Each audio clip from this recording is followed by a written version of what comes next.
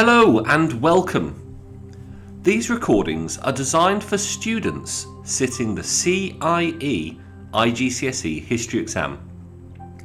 And today we will go over one of the more common Part C questions found on Paper 1.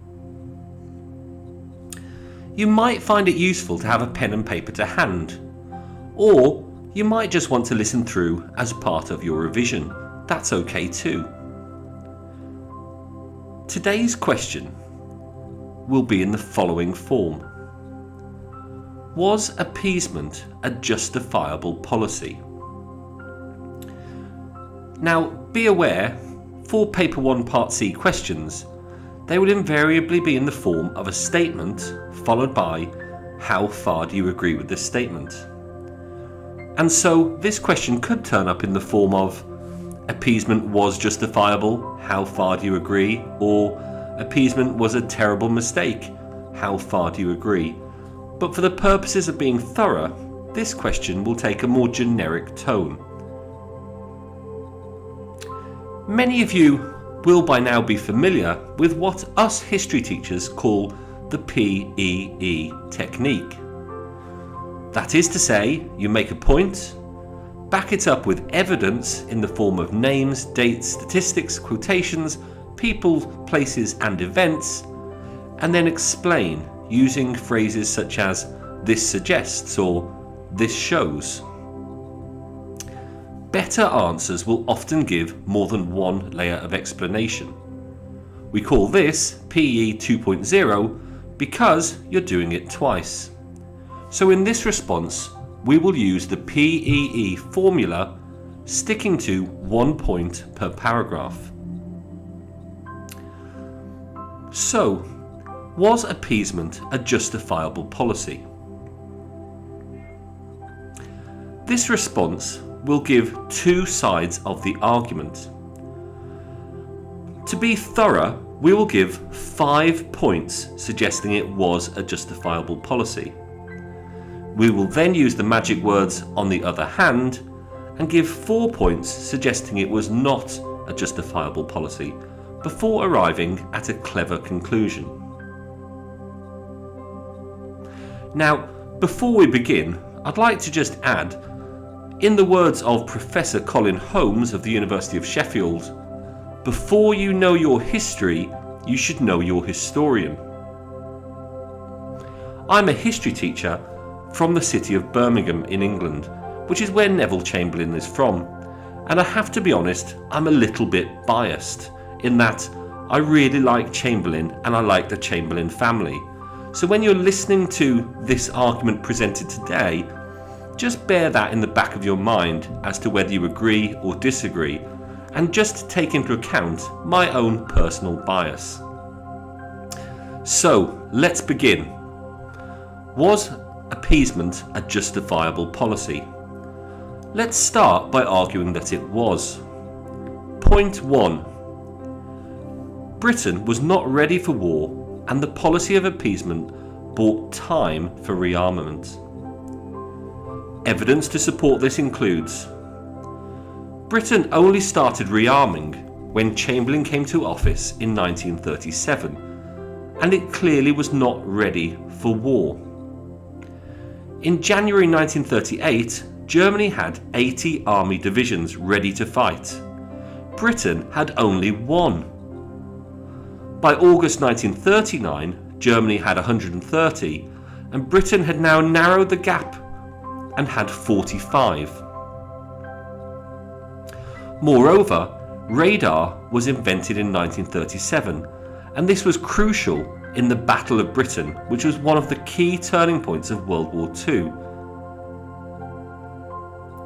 So, in explaining this evidence, you may argue that had Britain gone to war with Germany before 1937, such as, for example, when Germany marched into the Rhineland, that Britain would not have been able to fight an effective war. And thus this suggests that appeasement was a sensible military policy. Point 2. It would have worked against almost any other individual at any other point in history. Evidence to support this includes the argument that Hitler was unappeasable, unlike most intelligent leaders.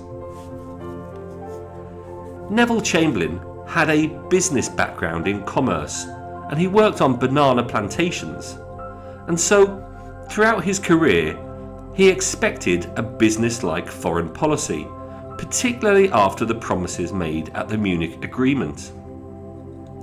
This is the view of some historians like Lucy Davidovitz. Chamberlain wrote to his sister in June 1938, quote, "I am convinced that the course I am taking is right." Quotation ends. So it can be seen that appeasement was the right policy at the wrong time to the wrong person. Chamberlain also stated in 1935, quote, "I'm convinced that Hitler does not want war," end quote. And so you could justify the policy of appeasement by saying that actually most leaders, no matter how aggressive, would have taken what they were offered, even if it wasn't 100% of what they wanted, but that Hitler was different, and we can't really blame Chamberlain for this, and thus it justifies the policy of appeasement at the time. Point 3. This is a really crucial one. The horrors of World War I were still fresh. Evidence to support this include public opinion was against war, as was the Empire and the civil service, and importantly the USA. Literature and arts reflected this, and we need only look at the graphic, harrowing artwork of Otto Dix, or the haunting words of Erich Maria Remarque in All Quiet on the Western Front to see evidence of this. 10 million people had died in the First World War, and almost every street in Britain had been affected. Brothers, fathers and sons had been lost, and nobody really wanted a repeat of this. And so in explaining point 3, you could argue that Chamberlain was correct to delay war with Germany for as long as possible, and thus that appeasement was a justifiable policy. Point 4. Many people did have sympathy with Germany's territorial losses at Versailles. Evidence to support this includes the economist Keynes had highlighted problems of the peace settlements as early as 1919.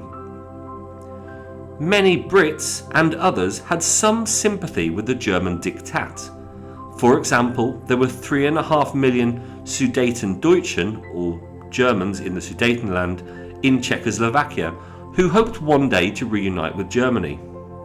And following the Tsar plebiscite, or vote, of 1935, people were photographed expressing their joy at being reunited with the fatherland. Moreover, even before Hitler came to power, some aspects of the Treaty of Versailles had already been changed, such as Germany being required to make reparations. And so this can be seen as a continuum, and it can be argued that appeasement didn't really start with Chamberlain and Daladier. In Mein Kampf, Hitler had written in 1924, quote, "We demand the abolition of Versailles," end quote. And this was a view expressed not just by extremists, but by most Germans. And so in explaining this point, you could argue that appeasement was justifiable because it was a way of righting the wrongs caused at Versailles in 1919. Finally, point 5. Communism was seen as the bigger threat to world peace. Evidence to support this point includes Hitler was an anti-communist and was seen by many as being a potential ally against the growing threat of communism. Winston Churchill in particular was vehemently anti-communist and spent a long period lecturing in the House of Commons about the evils of communism prior to eyeing Nazism as the greater threat to peace in Europe. And so again, it could be argued that appeasement was justifiable because most people saw communism rather than fascism as the bigger threat to world peace. Okay, now for the magic words. On the other hand. We will now proceed to give 4 points arguing that appeasement was not justifiable. And the first of these is point 1. It whetted Hitler's appetite. Evidence to support this includes: Hitler was an opportunist who would have backed down. This is shown by his orders during the reoccupation of the Rhineland in March 1936, which was one of the biggest bluffs of the 20th century. Of this, an American journalist, William Shirer, commented, quote, "Oh, the stupidity," close quote, in 1940. Moreover, Hitler's plans for Lebensraum or living space had been made quite clear to everybody, Churchill and Daladier included, as early as 1924 in his book Mein Kampf. Finally, German spending on rearmament went from 7.4% in 1935 to 23% by 1939.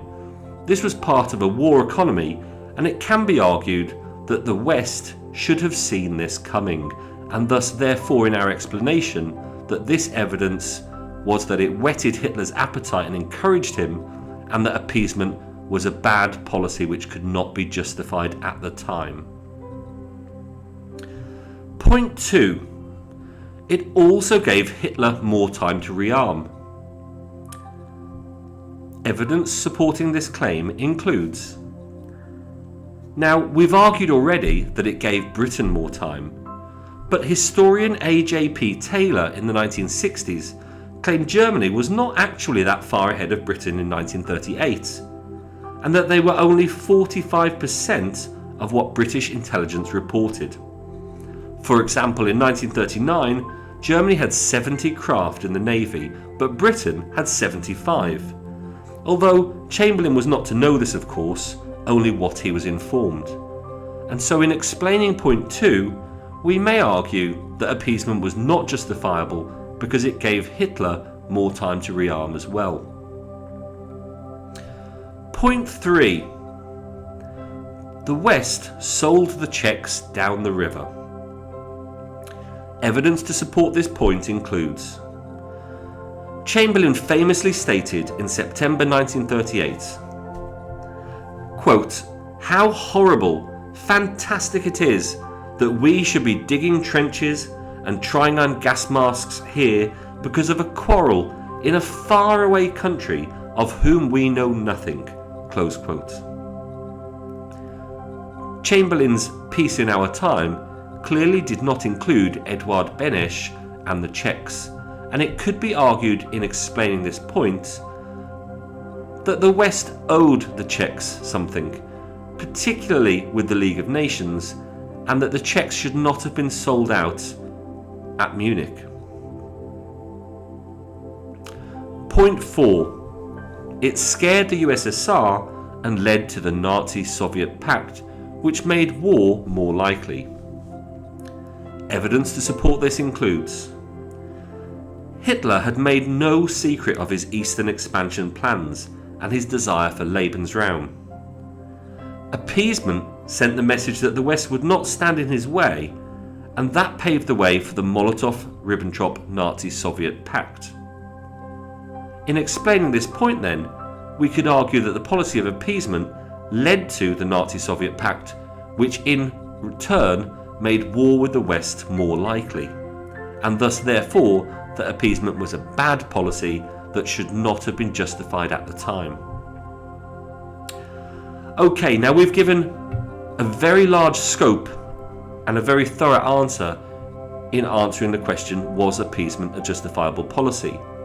Let's recap. On the one hand, yes, it was justifiable. Britain was not ready for war and it bought time for rearmament. It would have worked against most people at most points in history. The horrors of World War I were still fresh and very few people wanted another war. many people did have sympathy with Germany's territorial disputes since the Treaty of Versailles, and communism was seen as the bigger threat to world peace.